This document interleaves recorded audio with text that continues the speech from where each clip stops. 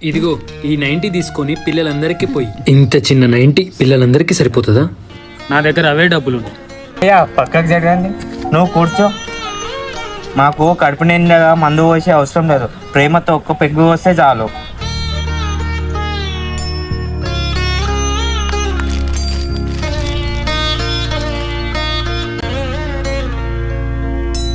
మాకు మందు పోసే వాళ్ళు ఎవ్వరూ లేరు.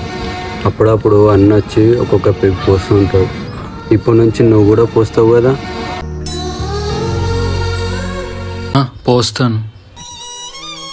నా మా అందరినీ తాగబోతూ అంటారన్నా. అసలు తాగబోతు అంటే ఏందన్నా? తాగుబోతంటే తెలివైన వాడని అర్థం.